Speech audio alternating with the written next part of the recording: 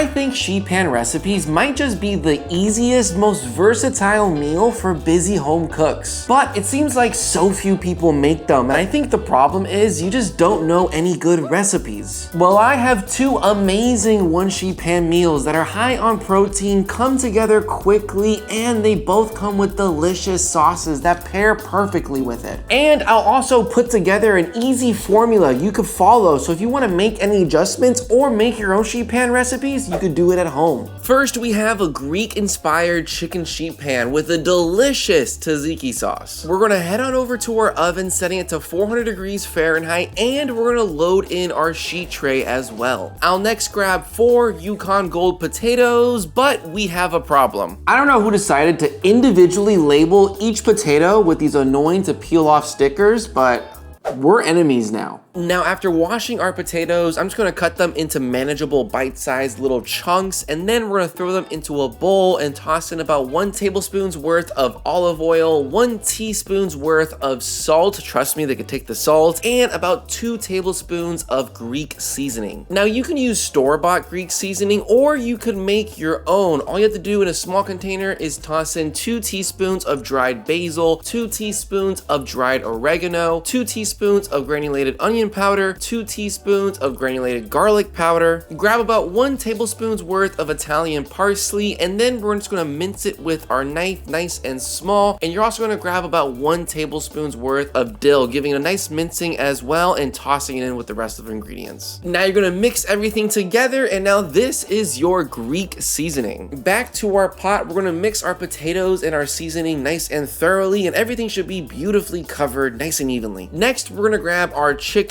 I'm using bone-in, skin-on chicken thighs, and to prep it, we're just gonna cut some of that excess skin off the chicken. Now I'm gonna hit them with a generous amount of salt on both the skin and the meat side, and then we're gonna toss them in a bowl with about 3 tablespoons of our Greek seasoning. No need to add any olive oil because the chicken thighs and the skin is full of that oily fat we need. Now they should be nicely coated, and please enjoy me getting mad that my camera's not focusing. God dang it, man. Now we're gonna grab our hot sheet tray, which has been preheating in our 400-degree oven, and then we're gonna hit it with a little bit of spray oil and lay down our chicken thighs. And please note, it is hot. That's hot.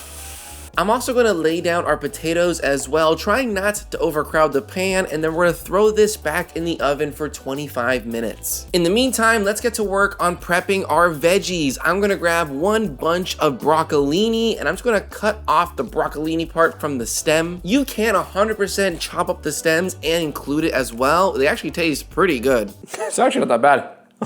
But I'm gonna save the stems for a veggie stock project that I'm working on. In the meantime though, let's also chop up our red onion. I'm gonna cut the root as well as the tip and then split it in half and peel the outside layer. From there, I'm just gonna slice it from root to stem until we cut about 1/4 of it. I'm gonna throw our onions and broccolini in the same bowl we tossed our potatoes in, hitting it with some olive oil and salt and tossing them together. Now our chicken and potatoes have been in the oven for about 25 minutes and have inherited a decent bit of color. We're gonna now throw our broccoli and onion mixture around them, making sure not to overcrowd it too much, and then we're gonna throw it back in the oven for another 20 minutes. In the meantime, let's get to work on our tzatziki sauce. We're gonna grab 1 whole English cucumber, and over a bowl with a strainer, we're gonna now grate the cucumber. I typically find grating food a tedious process, but the cucumber is very easy to grate. Only downside is I don't love how I look. Once everything is grated, we're gonna now squeeze our cucumber, pressing out any of the juices that's still in them. Try to squeeze as much of it as possible. A decent amount of liquid should come out of that cucumber, and you'll never guess what it tastes like.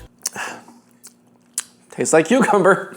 Big shocker there. It's like basically pressed juice. Don't let that sucker go to waste. Now in a bowl, we're gonna toss in our grated cucumber as well as the zest of 1 lemon, which I just zested with a microplane and I chopped it up nice and small. Throw in 1 pint's worth of Greek yogurt as well as 1.5 tablespoons of fresh dill, which I just minced with my knife, 3 cloves of crushed garlic, which I just crushed with my garlic crusher, and the juice of half a lemon. And be careful when you juice your lemons. Oh, right in my eye.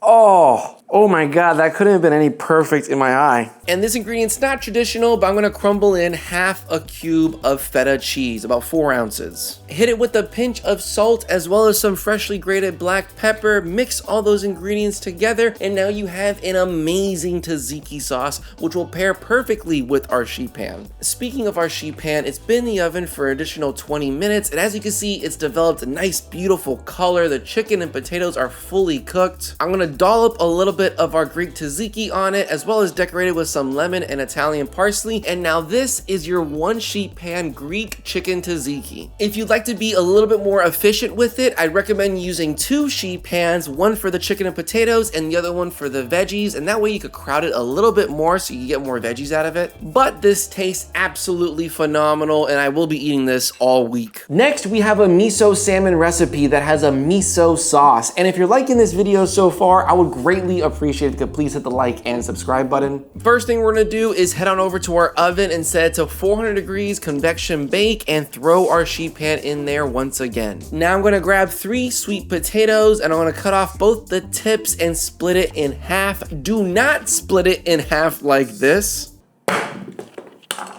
Okay, that was not the smartest way to go about that, but now I'm gonna cut my half potatoes into nice bite-sized chunks, toss them into a bowl, hit them with some olive oil, salt, and freshly cracked black pepper, giving them a nice tossing. And I'm gonna already grab my sheet pan, though it's not really hot yet, hit it with some spray oil, and throw the sweet potatoes on there and straight in the oven for about 20 minutes. In the meantime, I'm gonna grab our Brussels sprouts. I'm gonna prep them by cutting a little bit off the root. You don't wanna cut the root off entirely because that's what holds the Brussels sprouts together. I'm also going to split them in half and then toss them in a bowl with some olive oil and salt, mixing them nice and thoroughly. Now our potatoes have been in the oven for 20 minutes. I'm going to now lay our Brussels sprouts along the side of them, making sure they're nice and flat against the sheet pan, and we're going to throw it back in the oven for an additional 10 minutes. This will give us just enough time to prep our protein, which is a nice piece of salmon. I'm going to trim off the excess fat on the bottom, and then I'm gonna portion our salmon into nice 3-finger length pieces. You can also just buy pre-portioned salmon as well to save you from this step. Now I'm gonna spoon on a little bit of our miso marinade on top of our salmon, which to make is super easy. In a medium-sized bowl, you're gonna throw in 3/4 of a cup of white miso paste, 3 tablespoons of mirin, 1 tablespoon of rice vinegar, though I'm using red wine vinegar here, 3 tablespoons of water, and I forgot to add this at first, but 1 teaspoon of toasted sesame oil and 2 teaspoons of sugar. Give that a nice mixing, and now this marinade is absolutely phenomenal for both salmon and even chicken. Now we're going to spread our marinade across our salmon nice and evenly from edge to edge, fully covering them. And one quick note, I did keep the skin on for my salmon. I prefer to remove the skin after I have cooked the salmon because it's just so much easier than trying to cut it out with a knife. But speaking of cooking our salmon, we're going to now grab our sheet pan, which was in there for 10 minutes, and now lay our salmon on top of it and throw it back in the oven for the last 15 minutes. Now this gives us just enough time to quickly make our sauce. In a small bowl, we're going to throw in 1 cup's worth of yogurt, and then we're going to toss in 3 tablespoons of our miso sauce we made for our salmon. Give it a good mixing, and I'm going to attempt zesting a lime, but this one was super hard for some reason, and I ended up slipping and zesting my finger instead. Either way, zest as much lime as you can, quickly run your knife through it, and then toss it in there with a little bit of sesame seeds. I'm gonna now try to squeeze that lime as well, but it's just as dry on the inside as it was on the outside. I did manage to get about half a lime's worth of juice in there though. Now give it a tasting, and if you like it, perfect. I thought it needed a little bit more miso paste, but I accidentally put way too much. I would only do like half a tablespoon to 1 tablespoon at a time max. Now this is your miso sauce, and I'm gonna be honest, I didn't nail it as much as I would have liked to, but it does pair well with the salmon. If anyone has any tips or tricks on a better miso sauce, please let me know in the comments. Back to our salmon. It's been in the oven for about 15 minutes, and it is now fully cooked, registering about 140 degrees. Now you could eat this right away, but I did want to get a little bit more color on it, so I broiled it for a few minutes, though it kind of burned everything,